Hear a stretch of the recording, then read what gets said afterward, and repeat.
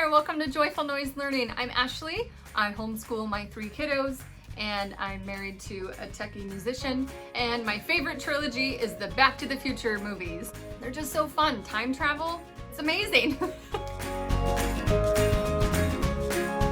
All right guys, I know you're not here to hear about my Back to the Future fetish, but I try to homeschool year round. So a lot of people will get to the end of their school year and then they think, oh, you know, August we start up again and we have another year. But I like to find out that I can plan for a year, kind of like a big broad scope of planning, but then I like to evaluate every 4 to 6 weeks. And I get my gist of like the main ideas of what we're gonna do, but I don't get really detailed until I do my quarterly planning or seasonal planning, term, seasonal, quarterly. It's basically about every 4 to 6 weeks. So it's a little shorter than a quarter, a little longer than a month, things like that. So even though I do make that big scope planning for the whole year, I don't feel obligated to follow it to a T. When I was younger with homeschooling, I would get so overwhelmed if things did not go the way that I'd planned it back in June or July. But now I realize that's just life and you kind of just have to take it as it comes. And that's why I like to stop and take a break and evaluate every 6 weeks.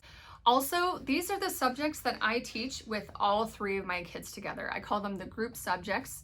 We have also called this morning time for the last several years, and it's worked really well for me and my kids, and I love it.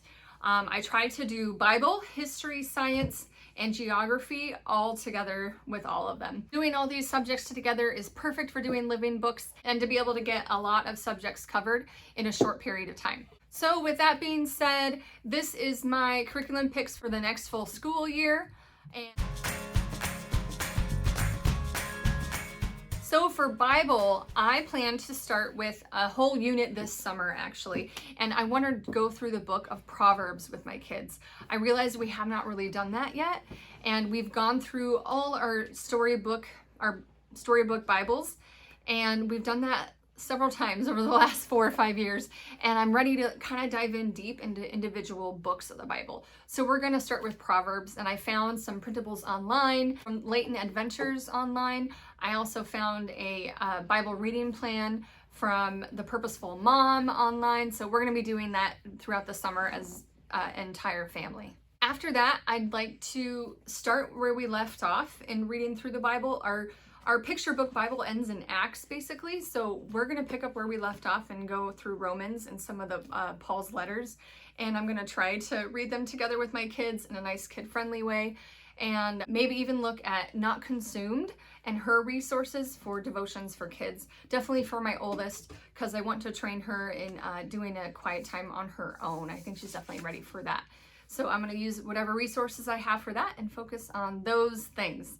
So if you would like to see how I teach Bible, I will be doing a video for that next week. So be sure to subscribe and hit the notification bell so you can know when that video comes out.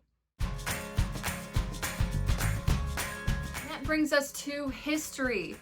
And I gotta tell you guys, I've been doing my research and I am this close to jumping in with this Gathered Round Homeschool, I think is what it's called. And oh my gosh, I'm this close to doing it, but the more I research and the more I look at it, even though she has really great notebooking pages, she has really great notebooking pages and beautiful pictures and stories.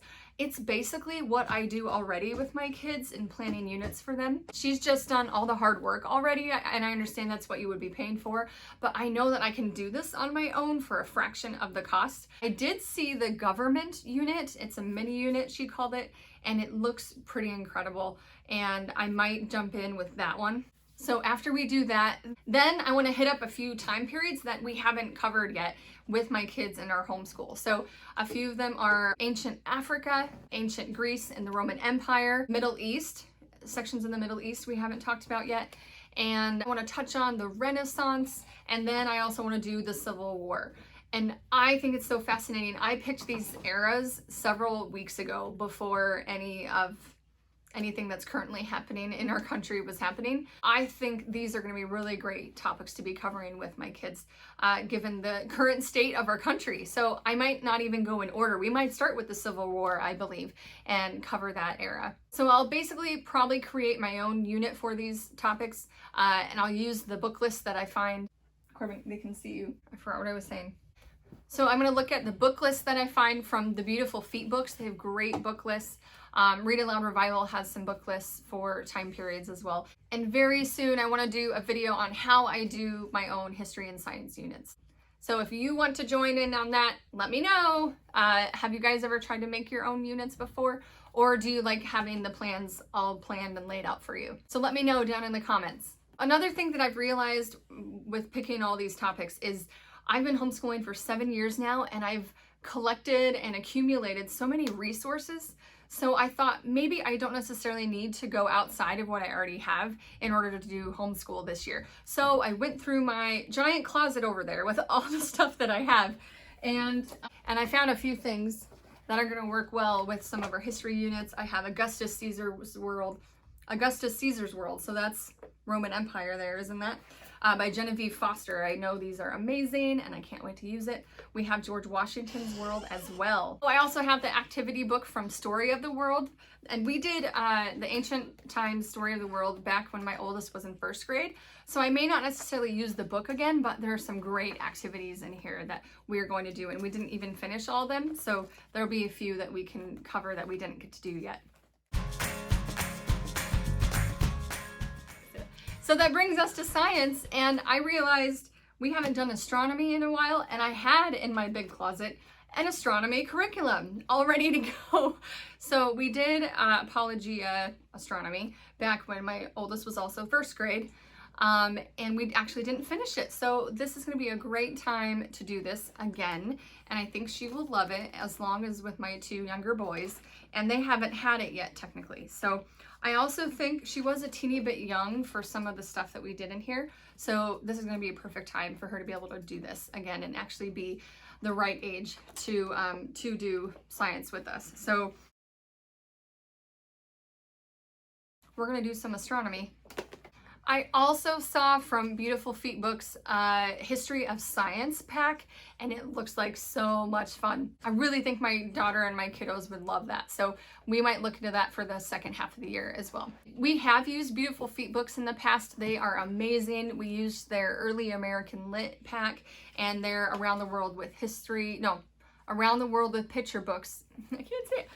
Around the World with Picture Books pack, and that worked really well for my kiddos. So you can check out Beautiful Feet Books if you're interested in that.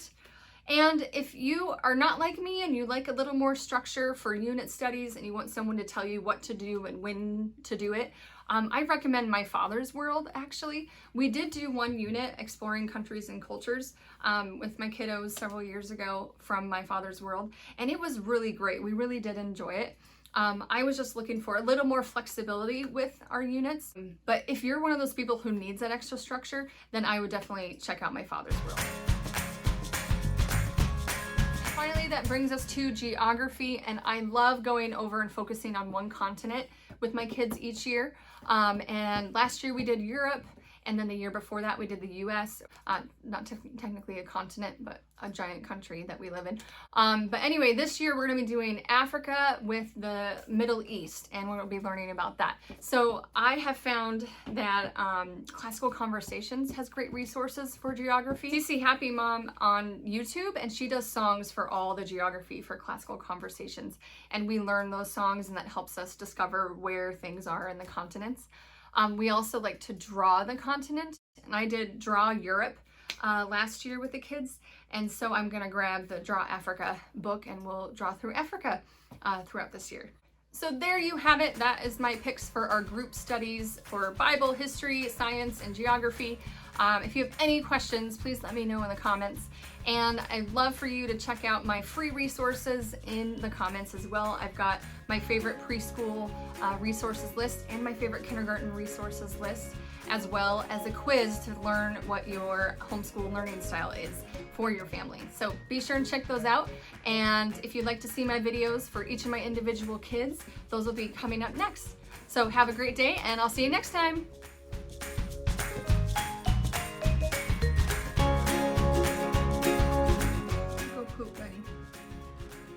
Why don't you go poop, okay? You come right back. Are you sure you don't need to go poop? You keep farting though. It's kind of stinky. Is that you or is that Ginger? It was you? Okay.